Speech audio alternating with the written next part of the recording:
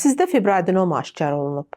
Nə etməlisiniz? Bunun haqqında düşünürsünüz. Bəli, fibroadenomalar süd vəzinin xoşxassəli xəstəliklərdir. Ancaq az hallarda olsa belə fibroadenomalar bədxassəlikə çevrilə bilir. Bəs necə bilmək olar ki, fibroadenomalar xərçəngə çevrilir və yaxud da sizdə aşkar olunan fibroadenoma xərçəngə çevrilə bilərmi? Qeyd edeyim ki, fibroadenomaların filloid şiş deyilən növü təxminən 3-10% hallarda xərçəngə çevrilə bilir və bunu necə aşkar edə bilərsiniz?